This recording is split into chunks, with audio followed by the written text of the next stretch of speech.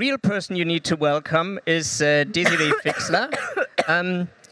We're here at Republica talking about cash, and I'm very happy that we're putting finance and money at the center of the conversation about what our future society looks like, because as we can see in the financial sector, it's a hugely powerful sector, but it's also a sector that is not delivering on the needs of our societies. And that's why Finanzwende exists. And that's why we're often supporting whistleblowers, because we need whistleblowers in a reality where the financial system is not delivering on our societal needs. So one of the first things Finanzwende ever did was support a whistleblower called Eckhard Seid. Many of you, if you're German, will have heard of Cum-Ex and the big tax fraud that happened. And a lot of that information we also wouldn't know unless that had been for brave whistleblowers such as Eckhard Seid to speak up.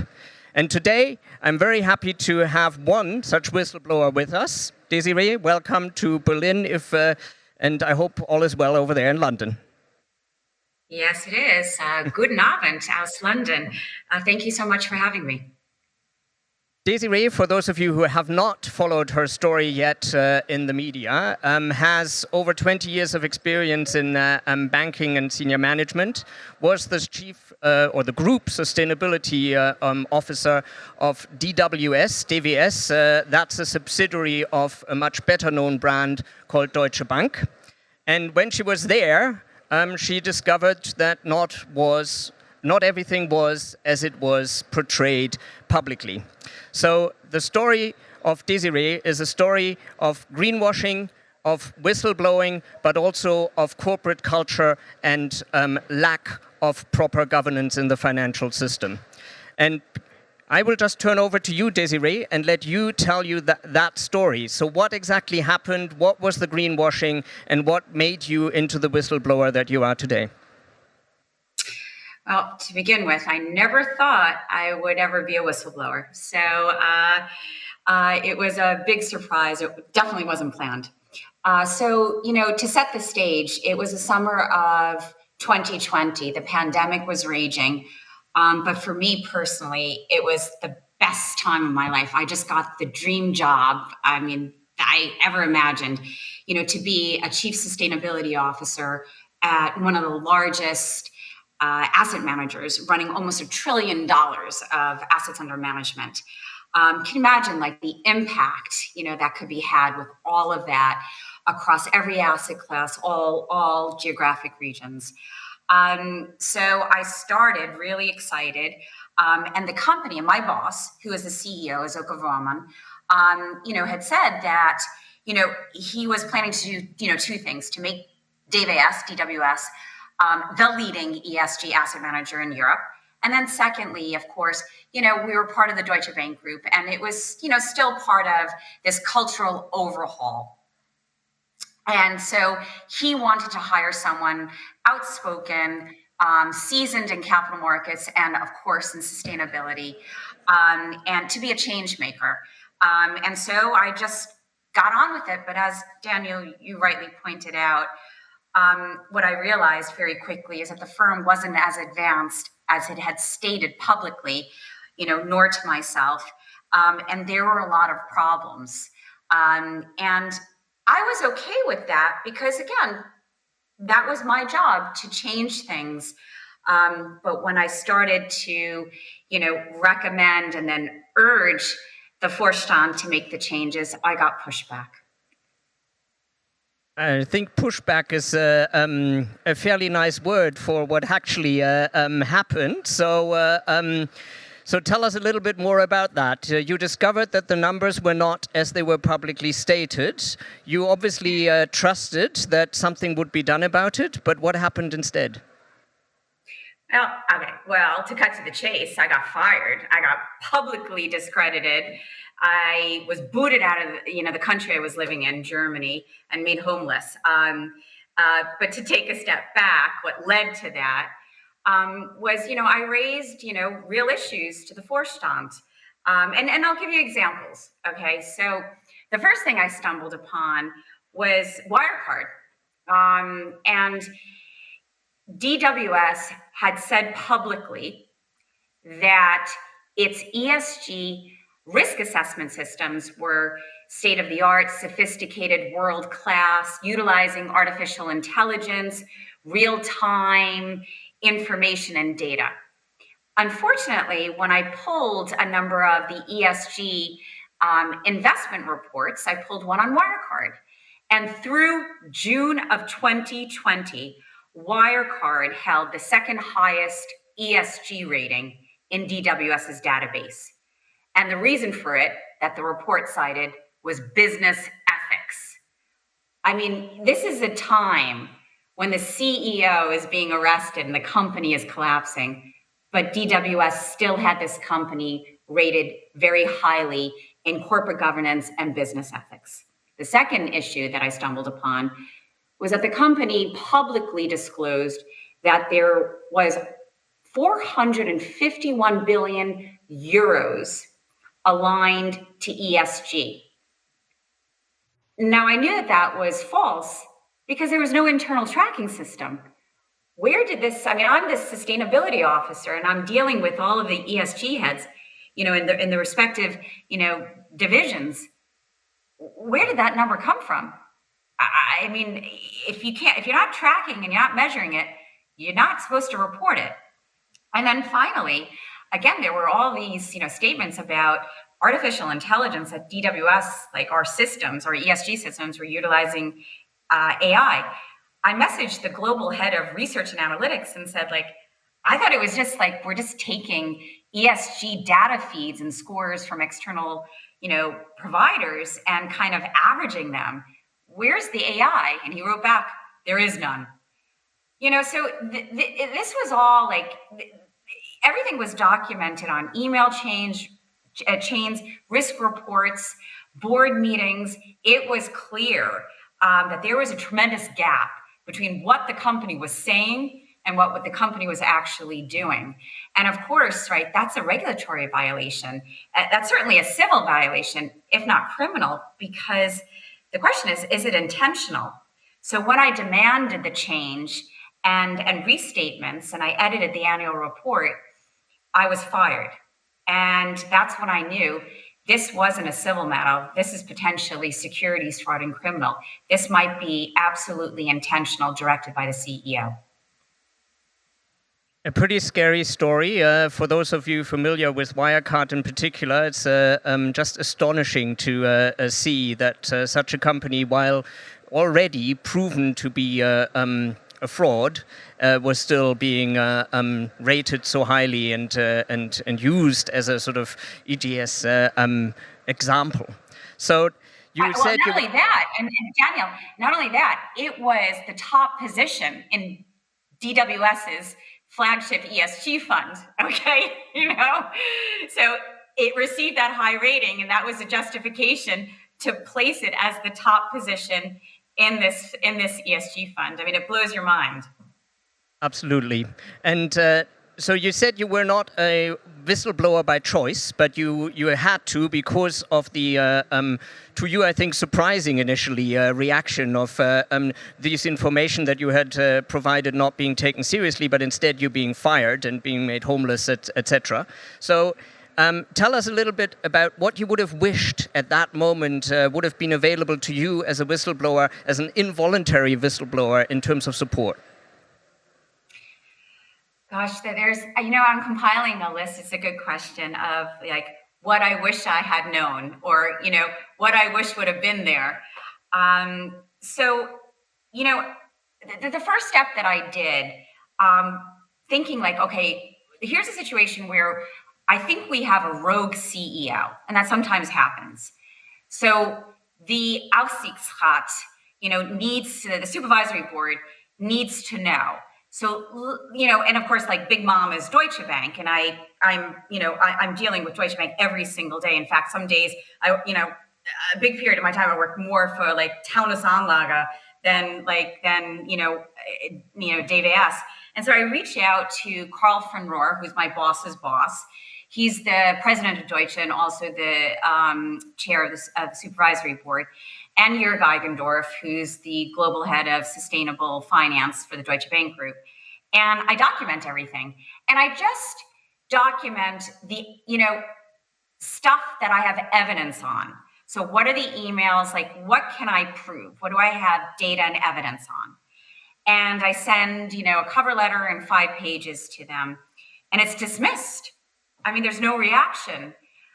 I've worked at other institutions, and I mean, I'm raising huge red flags, and there's silence. So of course, that's why, Deutsche Bank was deemed guilty. There has been one guilty verdict. The Department of Justice, Eastern District in the US, stated publicly that Deutsche Bank violated its deferred prosecution agreement by dismissing my complaint to them. What I wish it was a functioning Vorstand at Deutsche Bank that would care about, complying with the regulators, and more importantly, trying to drive, a credible, sustainable finance business. That didn't happen. I also made the concerted, a very important decision not to go to the BaFin, because during the time, this was like, the Who Felt Wirecard, show at the BaFin, and I didn't trust them, considering the handling of Wirecard. And also, very importantly, it was widely perceived in the capital markets, in the finance industry, that the BaFin had a very light touch when it came to regulation. And at times, folks had said, in question, is the BaFin actually protecting investors in the marketplace, or are they protecting financial institutions? Right? There was confusion on who the BaFin was serving. I had zero trust there. But I thought, here, and remember, Deutsche DWS went first to the press. They aired their dirty laundry to Bloomberg. And so it was already out in the public domain. And so I said, you know what, for 2 reasons. There are 2 reasons why I need to do this. I want to clear my name, first of all, right? I still need to earn a living. I'm a single mom of 3, and I love to work, and I'm very passionate about impact investing and ESG. And secondly, I knew that there was a lot of greenwashing in the market, but this was pronounced material and egregious at DWS. And the company was ratcheting up their grandstanding, their posturing about, how advanced they were in ESG.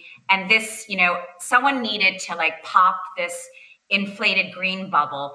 There was a lot of bullshit in the market. And I felt like this is, it's not something I wanted to do, but this is something I need to do. So for those 2 reasons, to hold this company to account and to make the industry aware of the pervasiveness, the evilness of greenwashing, what's going on.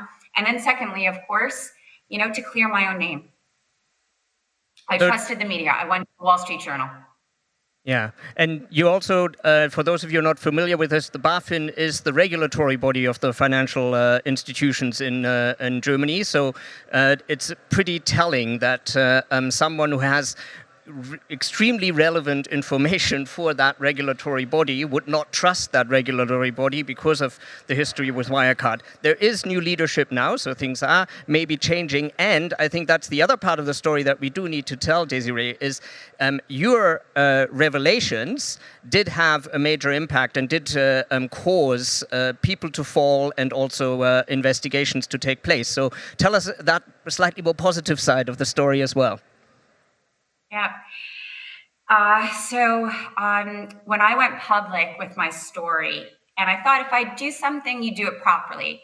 I had an opportunity, whistleblowers can or you could go public anonymously, but I thought, no, I need to own this, and there needs to be a face to the story. So I went public, through the Wall Street Journal. This big article came out on August 1st, 2021.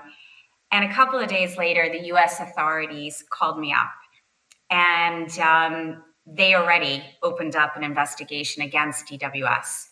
And they asked me if I'd be a voluntary witness in their case against the company. And I got a call. It was the Department of Justice, the FBI, and the SEC. And that, I mean, I didn't expect this.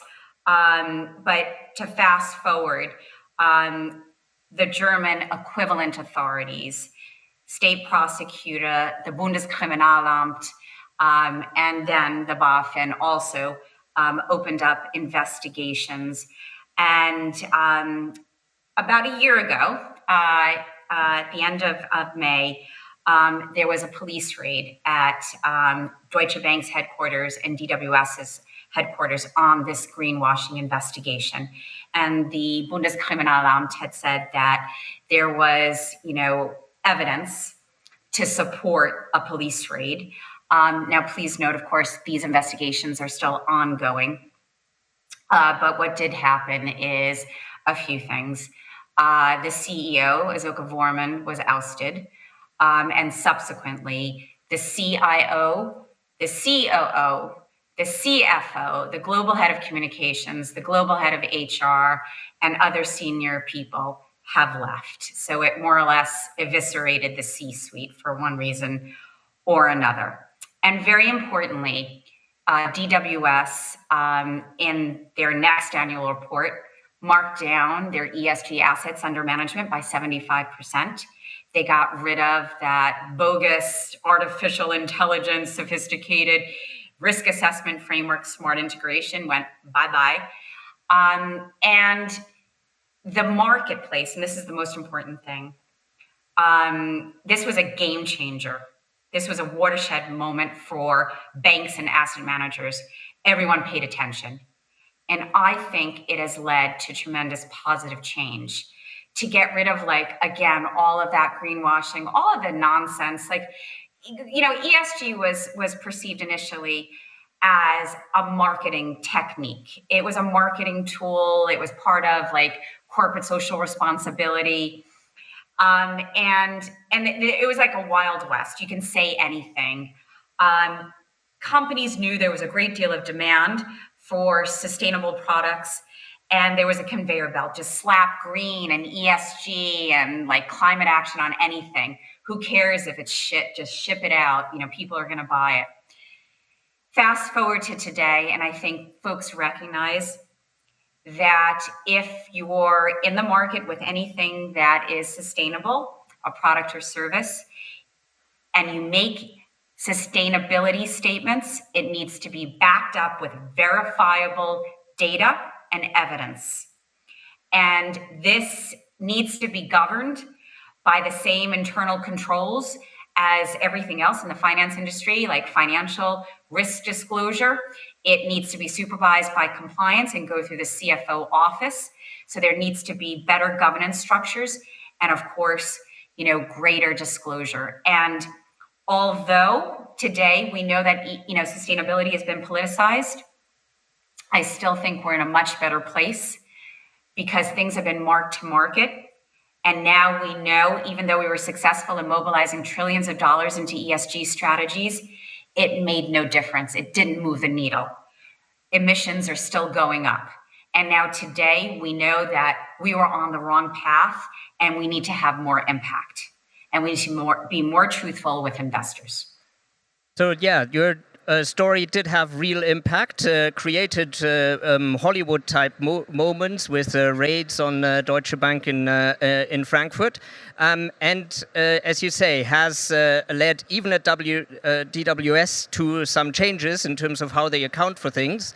Unfortunately, it hasn't stopped the greenwash. Last year, as many of you will be aware, fossil fuel companies in the context of the energy crisis had major profits. And so DWS actually bought an additional over 850 million in terms of fossil fuel assets over the year of 2022. So we still have a long way to go. And also, you did have a real impact, and you mentioned all the people that have left or have been made to leave. But I think there's also a story to be told about lack of accountability despite that impact, and the need for even better corporate accountability mechanisms. Can you elaborate a little bit on that? Sure. I mean, you have a situation. It's almost farcical, that I get fired, my life ruined.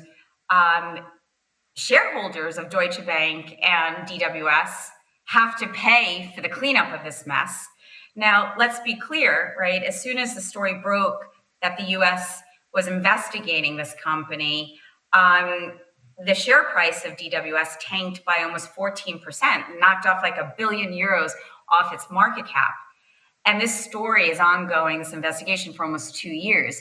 Tens of millions of euros are being spent in like legal defense, in crisis management, and PR.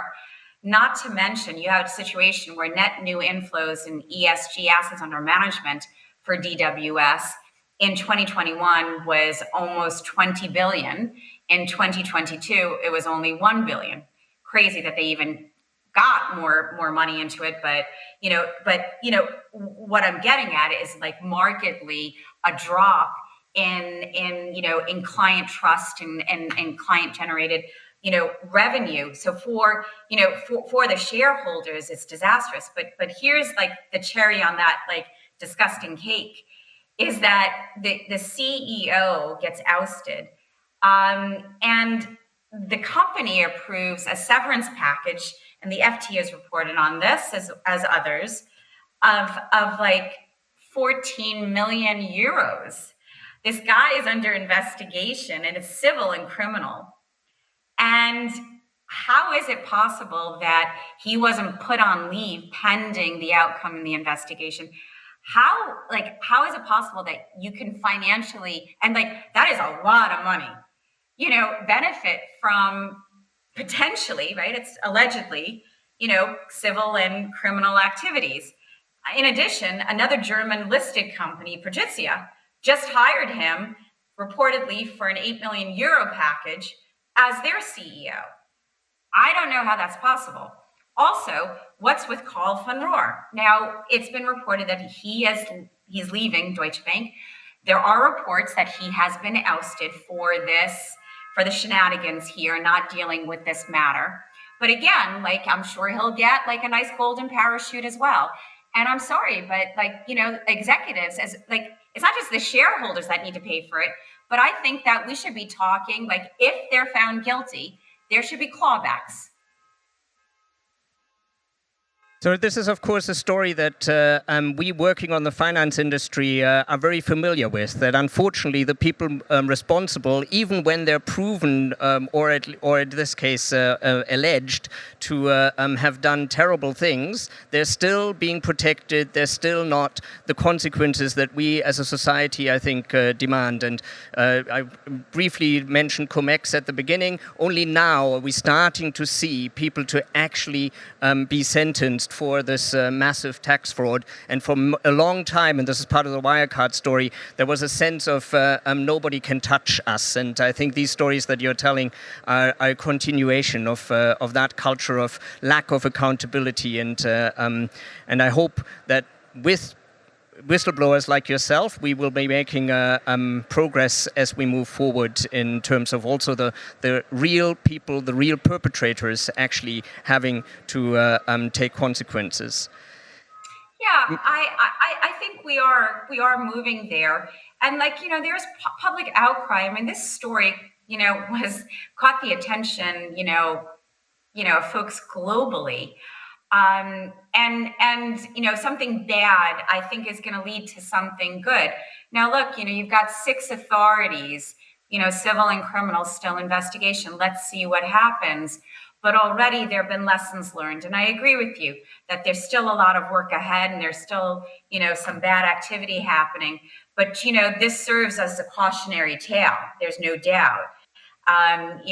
Folks, are going to pause, before they start to grandstand or exaggerate and inflate their sustainability profile. And, that's very important. I think I'm a big believer the capital markets can help, but we need governments to take the lead here, right? Voluntary initiatives are not going to put us, on a Paris-aligned pathway. And if we're misleading, people and governments that, the finance industry is taking a great deal of action, they're not going to do much.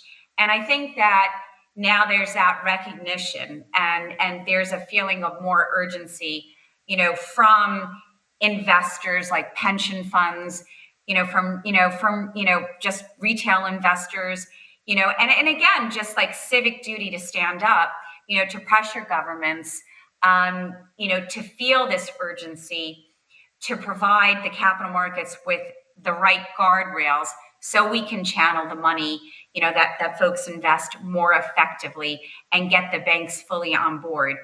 Again, like I look at the changes. We had the great financial crisis. We had like the Enron collapse in the US, and that led to, legislation and regulation that are game changers to ensure there's greater transparency and holding companies and individuals to account.